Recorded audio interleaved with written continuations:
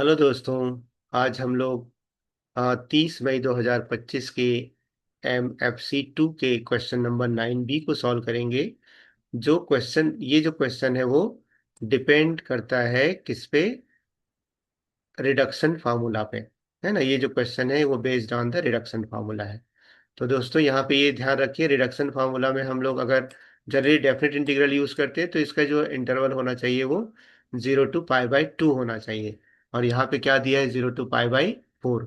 तो इसी को सिंप्लीफाई करेंगे। यहाँ पे 2x दिया है, यहाँ पे 4x दिया है, तो इसको हम लोग किस में कन्वर्ट करेंगे?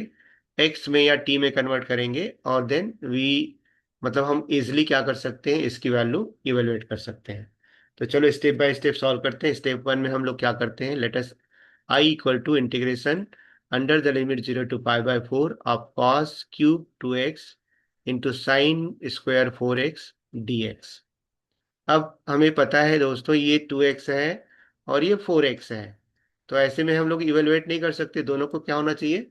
समान होना चाहिए। तो इसलिए हम साइन 2x जो होता है ना, इस साइन 4x को साइन 2x में कन्वर्ट करेंगे। तो साइन 2x की वैल्यू क्या होता है? 2 sin x cos x, तो ये सबको पता है। तो साइन स्क्वायर 4x की वैल्यू क्या हो? तो ये साइन 4x होल स्क्वायर, और साइन 4x को लिख सकते हैं हम लोग 2 sin 2x into cos 2x और होल स्क्वायर। अब इसको अगर दोस्तों इसका स्क्वायरिंग करेंगे तो 2 का स्क्वायर हो जाएगा 4, साइन 2x का स्क्वायर होगा sine square 2x, cos 2x का स्क्वायर होगा कॉस स्क्वायर 2x। तो ये जो वैल्यू है साइन स्क्वायर 4x, इसके जगह हम लोग लिख सकते हैं 4 sin² 2x into cos square 2x। तो ये जो आई होगा ये क्या हो जाएगा? 0 to π/4 cos cos cube 2x, और इसकी वैल्यू लिख लेते हैं दोस्तों हम लोग 4 sin² 2x into cos square 2x dx। Right. अब ये देखो, ये कॉस क्यूब 2x है और ये कॉस स्क्वायर 2x है। राइट। तो 3 + 2 कितना हो जाएगा? इसका पावर ऐड हो जाएगा। और ये 4 जो है हमने क्या किया? बाहर निकाल दिया, बिकॉज 4 कांस्टेंट है, x से फ्री है, तो उसको हम लोग इंटीग्रेशन के बाहर ले लेते हैं। अब बचा क्या यहाँ पे? sin² 2x, और ये cos का पावर 3 + 2 5 हो गया। तो sin² 2x into cos square 2x dx। तो अब यहाँ पे एक चीज तो हमारा क्लियर हो गया। कौन सा चीज क्लियर हो गया? कि ये दोनों का जो फंक्शन है, इसका भी 2x हो गया, इसका भी 2x हो गया। ठीक है।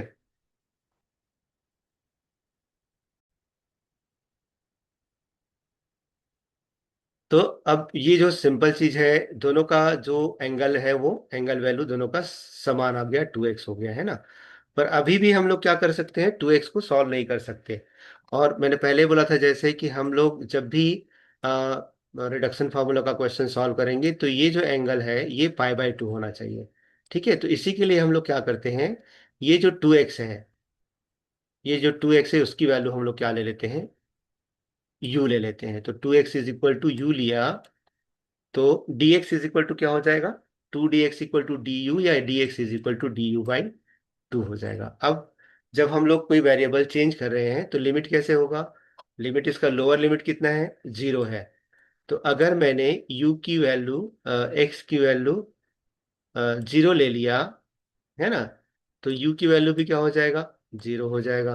अगर x की वैल्यू मैंने π/4 ले लिया, तो u की वैल्यू कितना हो जाएगा? π/4 इंटू 2, तो π/2 आ जाएगा। तो देखो यहाँ पे हमने क्या कर दिया, इसके जो लिमिट है उसको 0 to π/2 कर दिया। राइट। तो ये इंटीग्रेशन क्या हो जाएगा?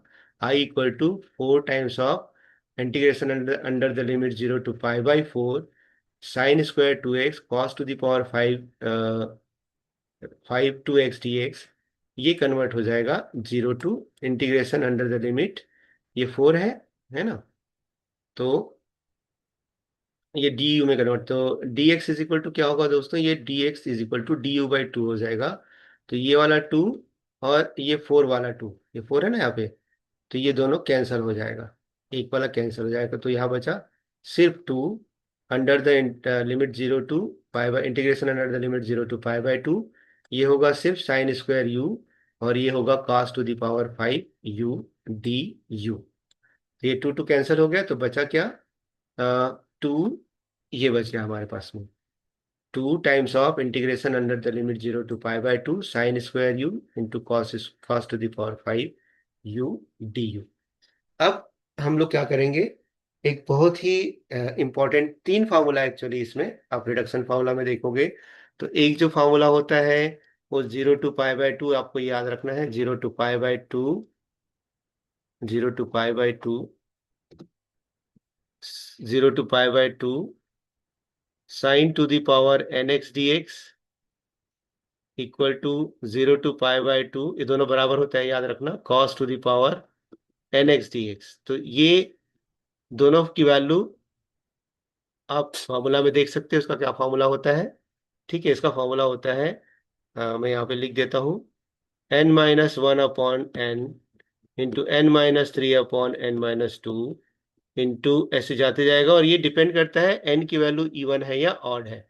अगर इवन होगा ना दोस्तों तो ये π/2 से मल्टीप्लाई होगा, और ऑड होगा तो ये सिर्फ 1 से मल्टीप्लाई होगा।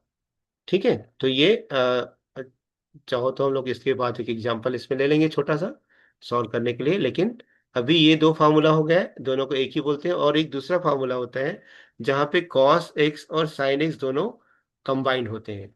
तो इसका यहाँ पे एक फार्मूला लिखा है, देखो क्या फार्मूला लिखा है, integration under the limit 0 to π/2 of sine to the power mx cos to the power nx dx which is equal to m-1 m-3 up to 2 or 1, uh, bracket close, again in the another bracket n-1 n-3 2 or 1, and whole divided by m plus n minus 2 m plus n minus 4 up to 2 or 1 whole multiply by p। और ये जो p होता है इसकी value π/2 होता है अगर m और n दोनों इवन होता है, और इसकी वैल्यू 1 होता है for any other values of m and n। तो यहाँ पे देखो भाई दोस्तों, यहाँ पे n की वैल्यू कितना है, 2 है, और m की वैल्यू 5 है। तो अगर हमने इस फार्मूला में रखा, दोनों एक इवन है एक ऑड है, तो p की वैल्यू कितना हो जाएगा, 1 हो जाएगा। और इसकी वैल्यू जो है देखो, पहले अगर मैंने m लिया 2, तो 2 - 1 हो गया, राइट। अब 2 - 1 हो गया मतलब 1 हो गया, तो ये वाला 1 आ गया। फिर दूसरा n की वैल्यू 5 है, तो 5 - 1 5 - 3, और 5 - 5 नहीं होगा, ये यहाँ पे गलत लिख दिया है, ये 5 - 5 0 हो जाएगा। तो सिर्फ दो वैल्यू आएंगी, 5 - 1 और 5 - 3, राइट। फिर नीचे क्या आएगा, 2 + 5 m+n मतलब 2 + 5 7 होगा, 7 - 2 मतलब 5 होगा, 7 - 4 मतलब 3 होगा, और 7 - 6 मतलब 1 होगा।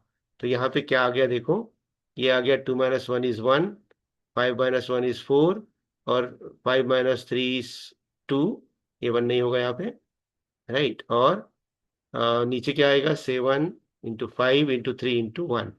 तो यहाँ पे अगर हम लोग सिंपली चेक करेंगे तो ये 4 × 2 = 8 हो गया, और ये हो जाएगा 35 × 3 = 105। तो किसकी वैल्यू हो गई दोस्तों, ये जो है सिर्फ sine square integration under the limit 0 to π/4, ये π/2 है, गलत हो गया ये π/2 है, cos square you, sorry sine square you cos to the power 5 u d you की वैल्यू है। तो इसको हम लोग 2 से मल्टीप्लाई करेंगे, 2 से मल्टीप्लाई करेंगे तो क्या हो जाएगा इसका आंसर, 2 × 8, तो 16/105। तो इस इंटीग्रेशन की जो वैल्यू होगी वो होगी 16/105। तो यहाँ पे जो सबसे इंपॉर्टेंट चीज है पहले देखना है, जब भी रिडक्शन फार्मूला हम लोग यूज कर रहे हैं तो ये देखना है पहले इसका जो लिमिट है वो 0 to π/2 है क्या, राइट। दूसरा, ये जो x की वैल्यू दिया है 2x 4x, ये सेम होना चाहिए, और मोस्टली ये x ही होना चाहिए, ठीक है। और उसके बाद में हम ये एक फार्मूला लगा रहे हैं, और ये फार्मूला को यूज करना भी सिंपल है। जैसे यहाँ पे अगर आपको वैल्यू दिया होता है 0 to π/2 sine to the power 4x और cos to the power 6x dx दिया है, तो यहाँ पे दोनों इवन हो गया। तो हम लोग इसको जब सॉल्व करेंगे तो क्या करेंगे, 4 - 1 4 - 3, ये हो गया पहला।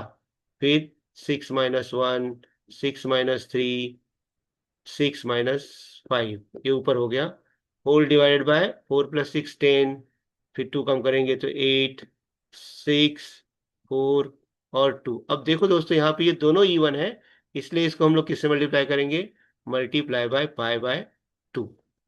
ठीक है, और उसके बाद इसको सिंप्लीफाई करेंगे तो वी हैव द आंसर।